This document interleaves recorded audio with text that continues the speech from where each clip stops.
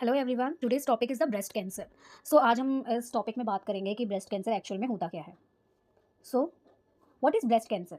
अगर हम बात करें इसकी डेफिनेशन की कि ब्रेस्ट कैंसर बेसिकली अधिकतर ये वुमेन्स में ही होता है, मेल्स में भी हो सकता है but it's rare chances. So breast cancer एक मैलिग्नेंट ट्यूमर होता है जो कि स्टार्ट होता है ब्रेस्ट सेल में बनना। ठीक है, हमारी जो ब्रेस्ट होती है उसमें सेल और डक्ट्स होते हैं बहुत सारे, तो उसमें जो एबनॉर्मल ग्रोथ होती है सेल्स की, अनहेल्दी सेल्स जो होते हैं वो कैंसर और या मैलिग्नेंट ट्यूमर बनते हैं जिसे हम ब्रेस्ट कैंसर कहते हैं। नेक्स्ट आता है कॉजेज एंड रिस्क फैक्टर्स। ऐसे क्या क्या रिस्क फैक्टर्स हो सकते हैं या ऐसे कौन से कारण हो सकते हैं जिनसे ब्रेस्ट कैंसर होता है। तो firstly family history. Family history कैसे? अगर आपकी फैमिली में किसी वुमेन को पहले रहा है, जैसे नानी दादी, या आपकी फैमिली में काफ़ी टाइम की हिस्ट्री रही है कि हाँ भाई इसको हुआ था ब्रेस्ट कैंसर, तो उसकी वजह से भी हो सकता है एक रीज़न। नेक्स्ट आता है जीन म्यूटेशन, यानी कि पीढ़ी दर पीढ़ी चलता हुआ आ रहा है कि पहले दादी को हुआ था या नानी को हुआ था, फिर उनकी बेटी को भी हुआ था, फिर उनकी बेटी को भी हुआ था। तो ये तरीके की ये जीन्स में ही हो रहा है, हेरिडिटरी ही चल रहा है।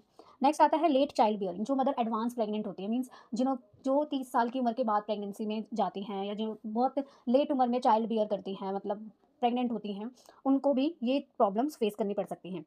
अर्ली मेंसेस एंड मीनोपॉज या फिर ओबेसिटी, यानी कि जिन वुमेन को या जिन गर्ल्स को मेंसेस बहुत पहले ही हो गए, 9-10 साल की उम्र में ही हो गए हैं, या फिर उनका मीनोपॉज यानी कि मेंसेस बंद होना हमेशा के लिए वो अर्ली एज में हो गया है, या फिर उनका वजन बहुत ज़्यादा है, तो उसकी वजह से भी ब्रेस्ट कैंसर हो सकता है।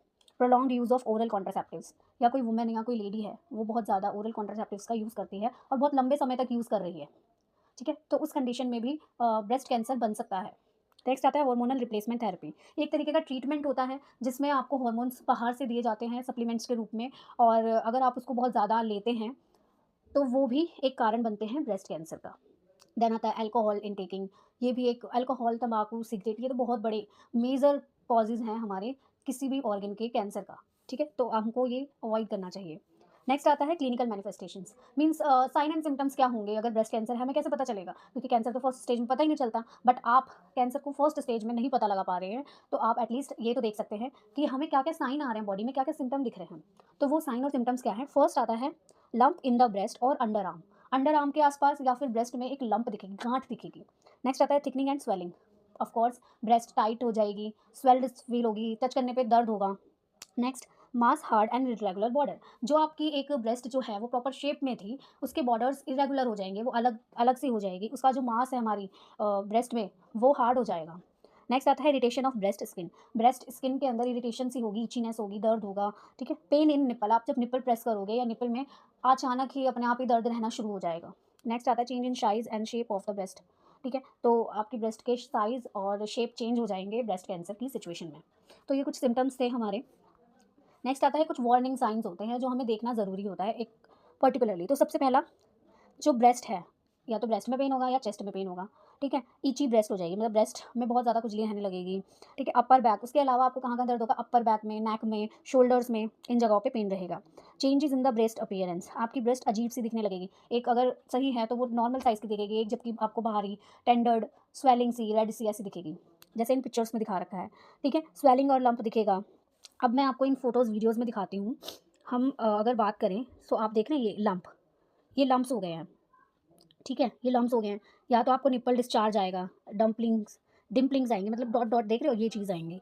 उसके अलावा ब्रेस्ट और निप्पल पेन होगा, ठीक है, और निप्पल रिट्रैक्शन और इन्वेजन होगा, रेडनेस हो सकती है। तो ये कुछ वार्निंग साइंस हैं हमारे कि हमें इससे पता चल सकता है कि हमारी ब्रेस्ट में तो कुछ एबनॉर्मलिटी है और आप जाके अर्ली डिटेक्शन कराएँ कैंसर का।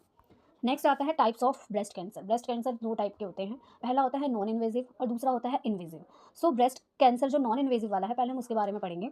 सो इसको हम कार्सिनोमा इन सिटू भी कहते हैं, ठीक है, क्योंकि ये डक्ट्स में होता है, ब्रेस्ट में जो डक्ट्स बने हुए होते हैं, ठीक है, उनमें होता है। तो इसीलिए ये नॉन इन्वेसिव जो है वो डक्ट्स में फाउंड होते हैं और ये ब्रेस्ट में अ, इतना नहीं फैलते, ठीक है, मतलब ये फैलते नहीं हैं। बट इन्वेसिव ब्रेस्ट कैंसर में क्या होता है? कैन स्प्रेड इनटू ब्रेस्ट, ये ब्रेस्ट में बहुत जल्दी-जल्दी फैलते हैं। नेक्स्ट आता है डायग्नोस्टिक टेस्ट। अब हम इनके लिए ऐसे कौन से टेस्ट हैं जो कर सकते हैं? सो फर्स्ट है निडल बायोप्सी। निडल बायोप्सी में हम क्या करते हैं, जैसे कि हम एक निडल लेते हैं, एक इंजेक्शन लेते हैं, उसको इंसर्ट करते हैं ब्रेस्ट साइड पर, और वहाँ से जो भी फ्लूइड बना हुआ है उसको कलेक्ट करते हैं और उसको एग्जामिन करते हैं। तो ये होता है निडल बायोप्सी। नेक्स्ट आता है मैमोग्राफी। मैमोग्राफी में क्या होता है, हर जिस ब्रेस्ट में एबनॉर्मलिटी है उस ब्रेस्ट को हॉरिजॉन्टली और ओब्लिक्वली, ठीक है, उसको कंप्रेस करते हैं उस मशीन में और उसका एक्सरे लेते हैं ताकि हमें पता चल सके कि क्या एबनॉर्मलिटी है।